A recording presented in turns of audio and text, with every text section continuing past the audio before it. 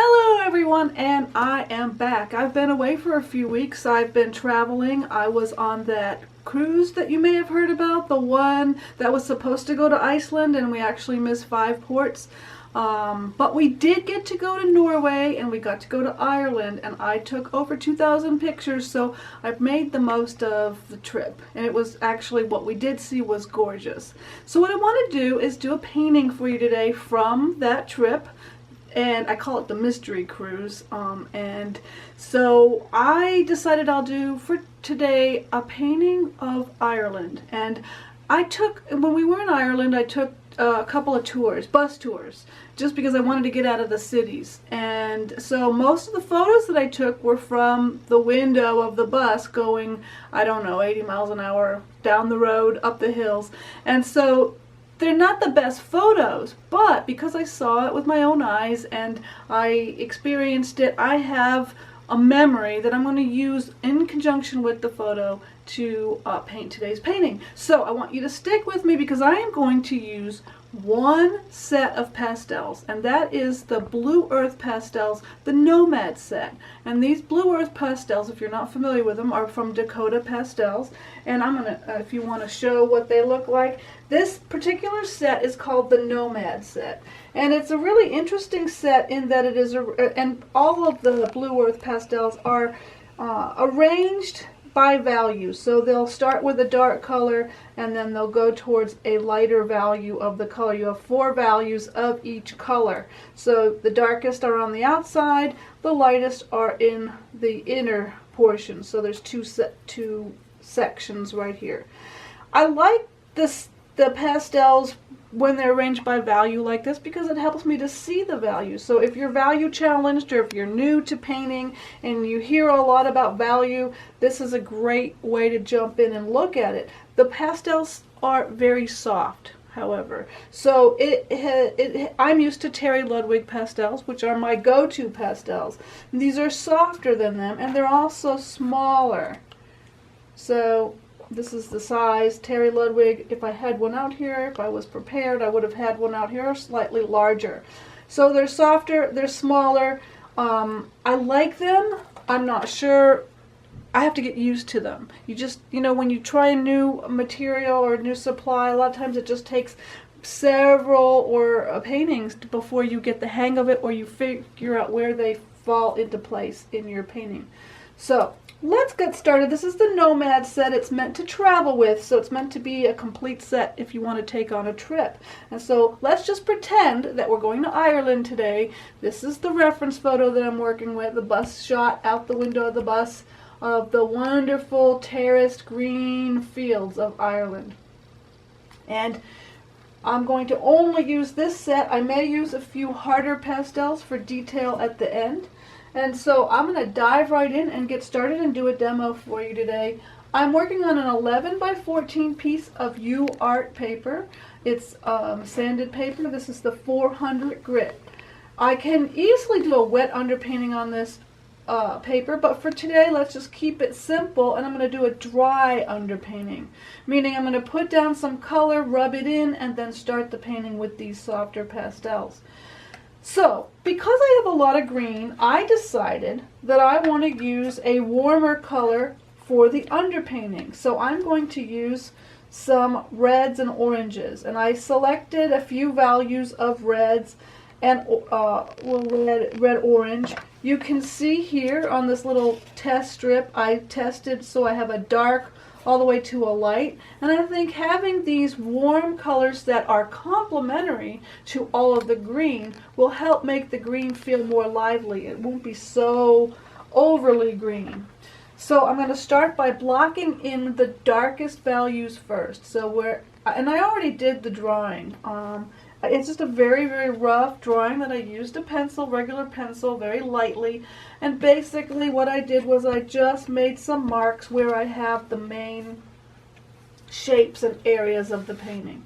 I'm not going to take a lot of time and do a really nitpicky drawing because I want to paint, I don't want to color in. So if I took too much time on my drawing, I would feel the need to keep it precise, and I really want to be more expressive and painterly. So I'm going to take the darkest red, let's get the darkest red, and start to block in the darkest shapes. And the darkest shapes that I see here are all of the upright planes, which are all of the trees and bushes that line these fields. So these fields are separated by lines of tree hedges and bushes and trees, and so they are upright planes, so I'm making them all dark. Now the ones in the distance will be smaller and they will get a little bit lighter so that I can get them to go back into space, but for now I'm going to block them in all dark and then I'll make adjustments. Am I being exact to the photo? No. That would drive me crazy, but I am using the photo just to give me an idea of how some of these terraced fields might look. Now, I get to the foreground area, and in my photo, the foreground is like on a hillside looking over this these green fields, so the grass is a little bit more untamed and wild.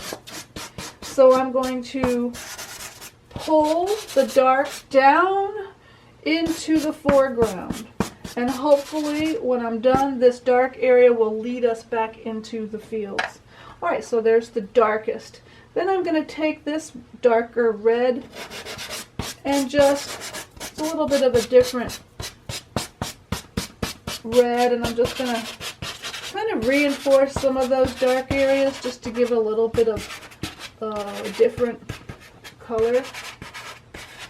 And then I look and I say, okay, what is the lightest area of this painting? And in this case, it's the sky.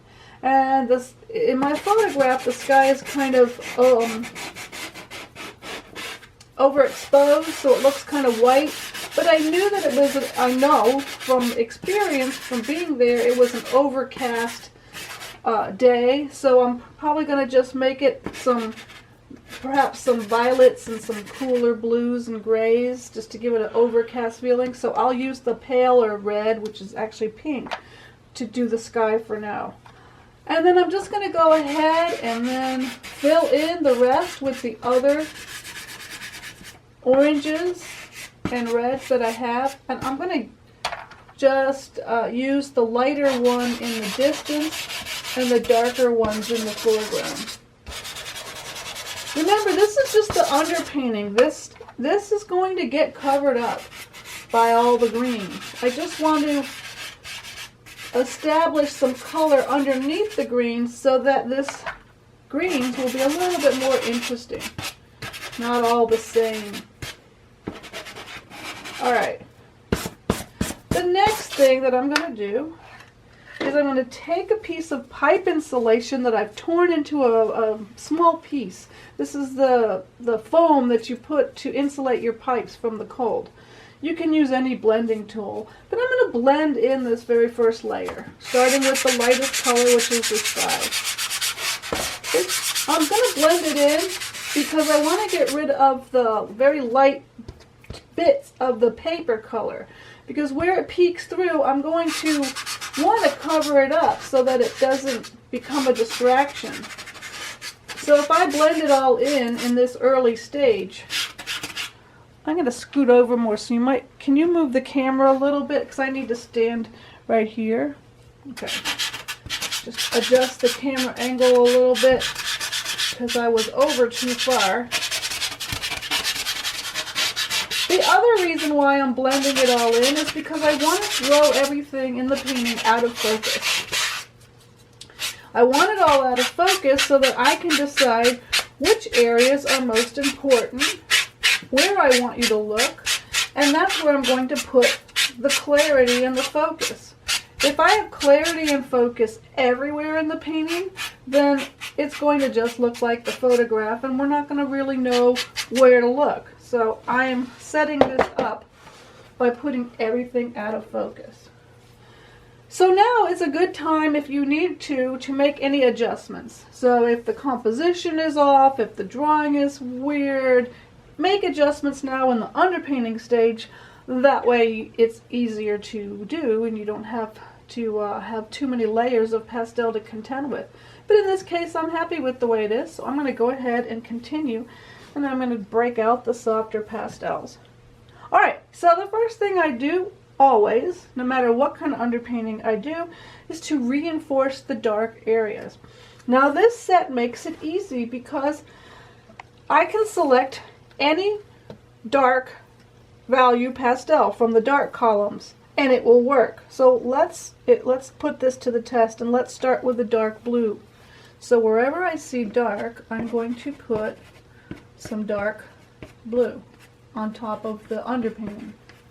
So I have all these hedges that I'm going to just reinforce. And I can adjust these as I go. And you might say, well, that's kind of weird. I don't really see blue in your photo. And this is the idea of value doing the work, but color getting the glory. So if I get the value right, then I can use any color. I'm going to use a dark purple. It's the same value, so you don't really, it's not jumping out at you because it's the same value. What was I saying? If I get the value right, then I can use any color and it should work. Now I'm going to go to the local color, which is green. So by using some of the blue and purple underneath, it makes it just a little bit more interesting.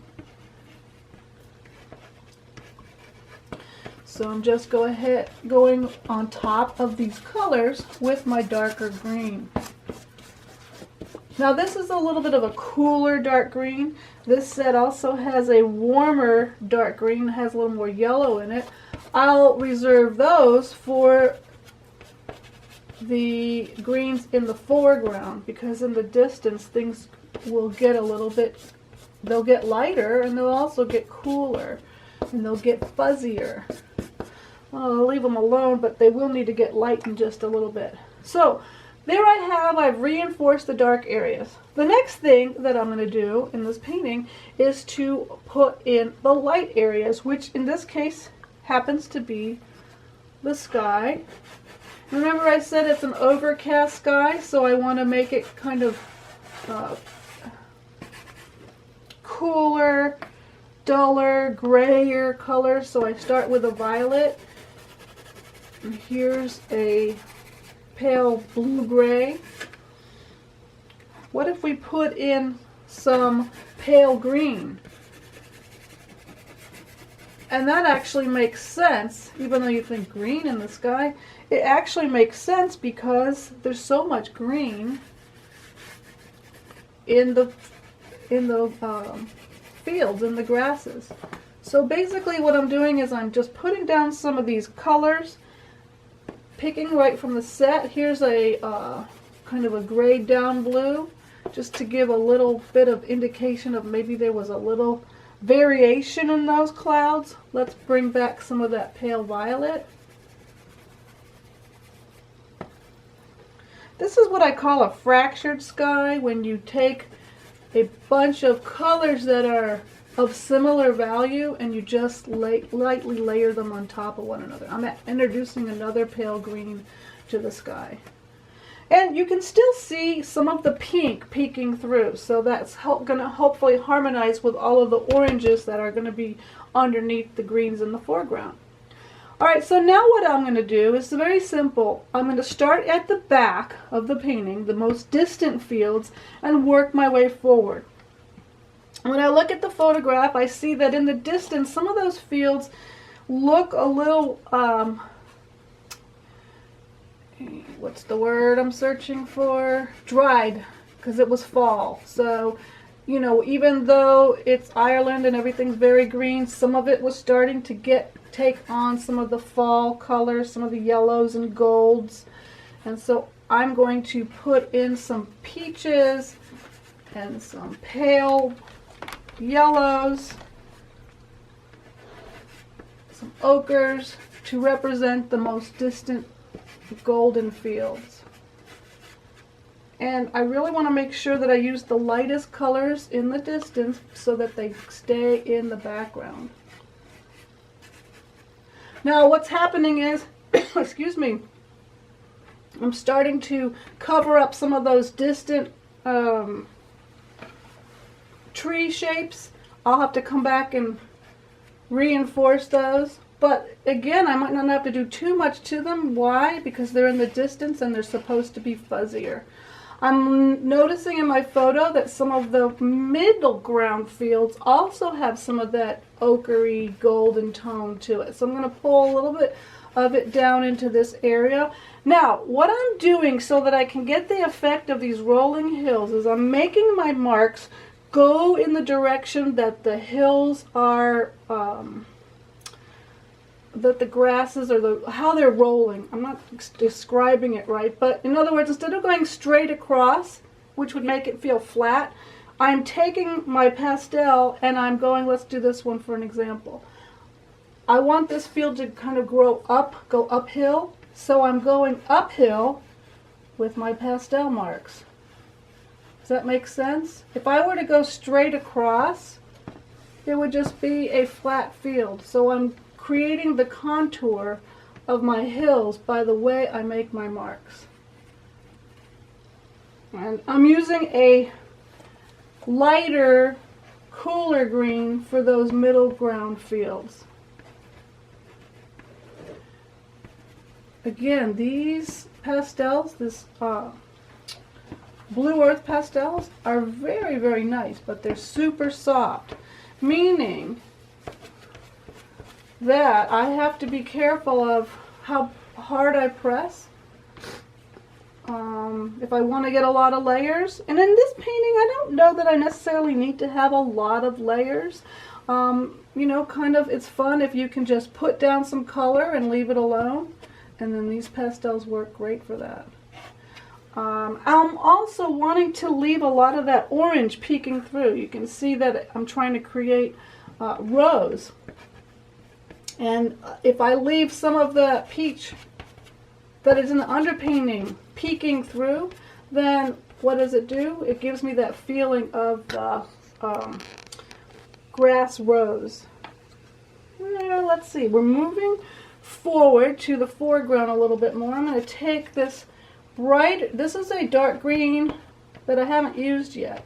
So I'm going to use it in these foreground bushes. It's a little bit more intense. I'm also going to pull some of it down into this foreground grassy area.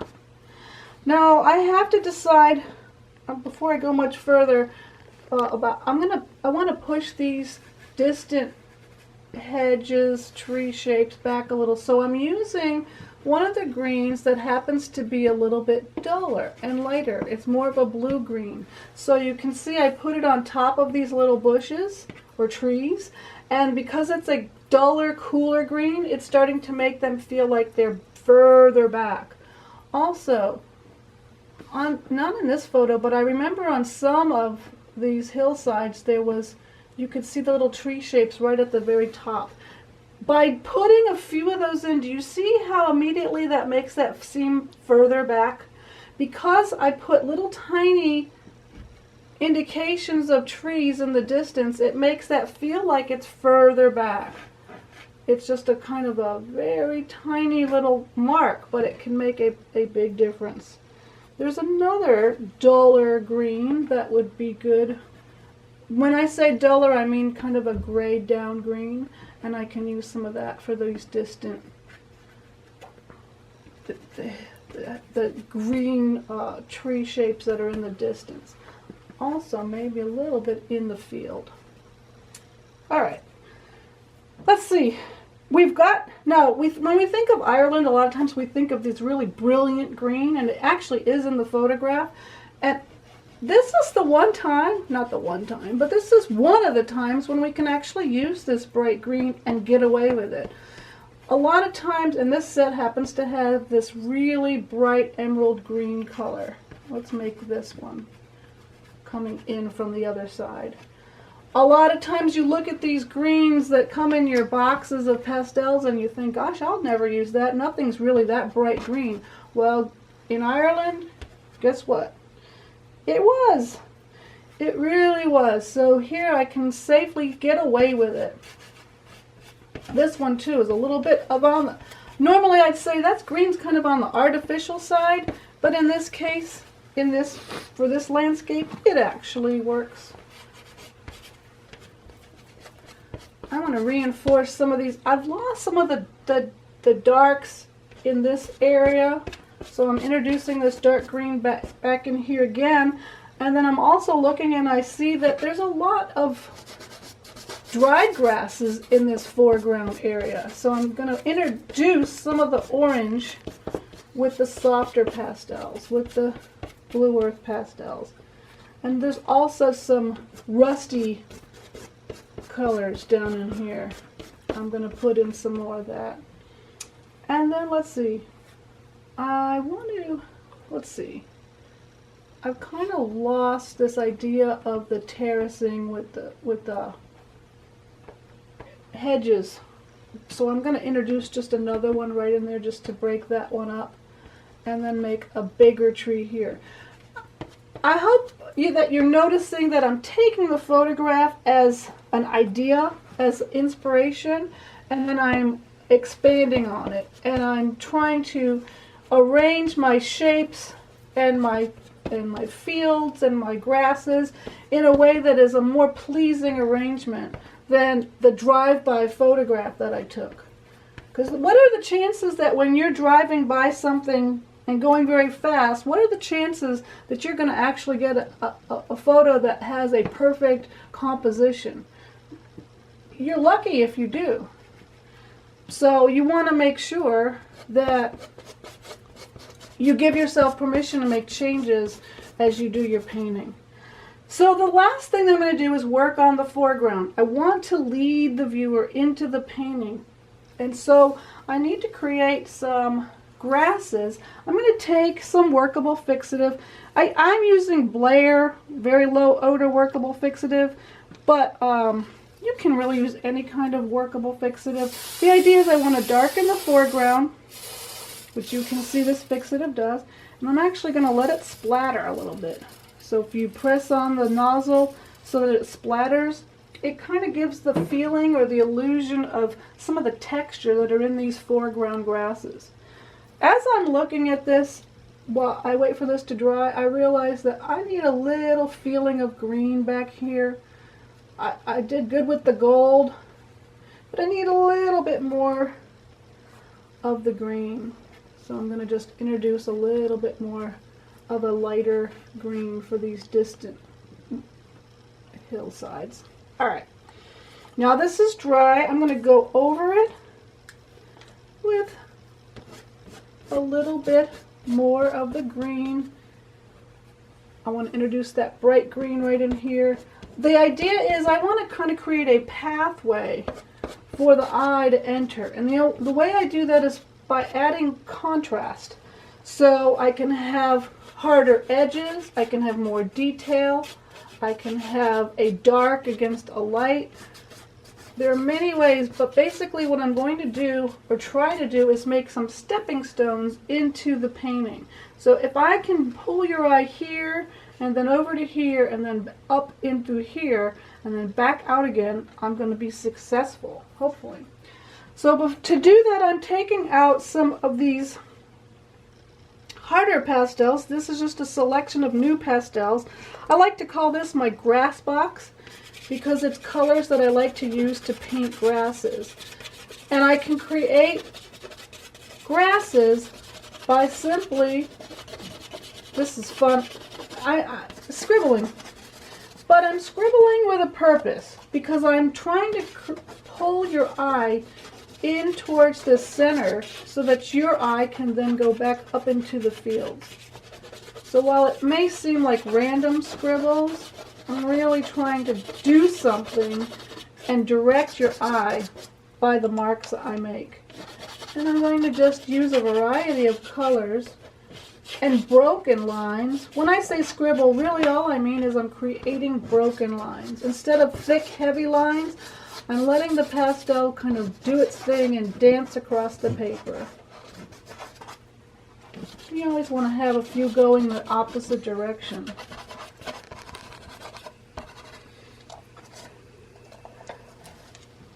Now I have to reinforce this kind of stair step area in the center part of the painting. I'm not worried so much about the level of detail on the outer edges of the painting, because you're really only going to be focusing in on the center area.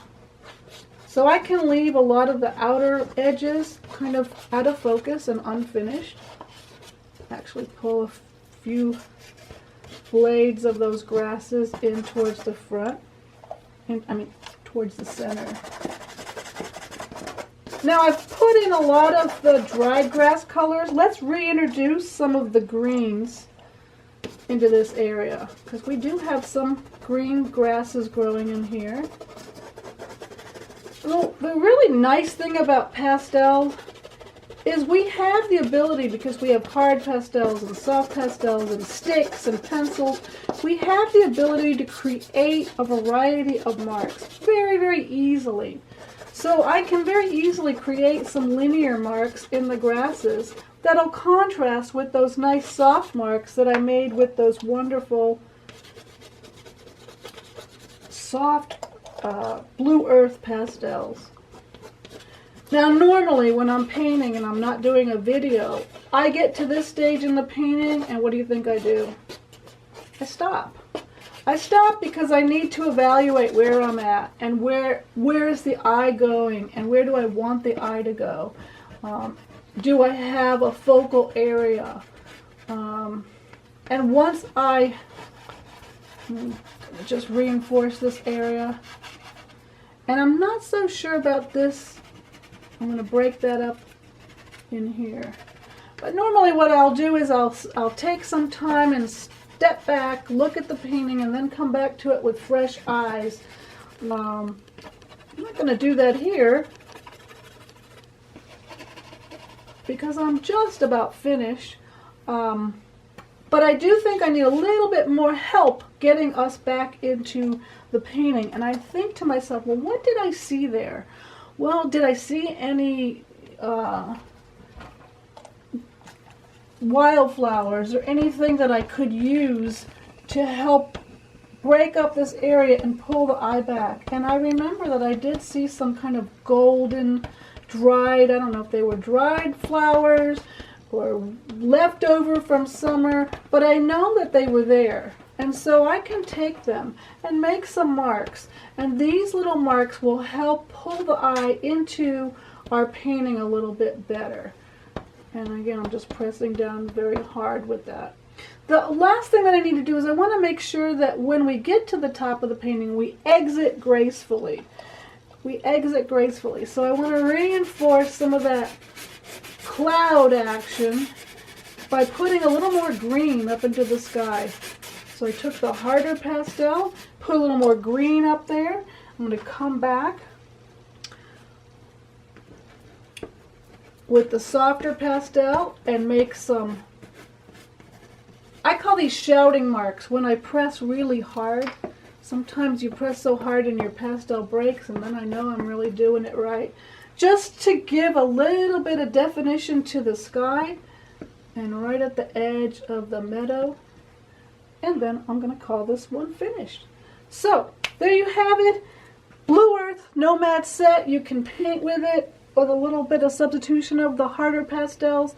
Drive-by shots, red underneath green. These are all things that have helped me today with today's painting. And I hope you've enjoyed this demo. And let's paint.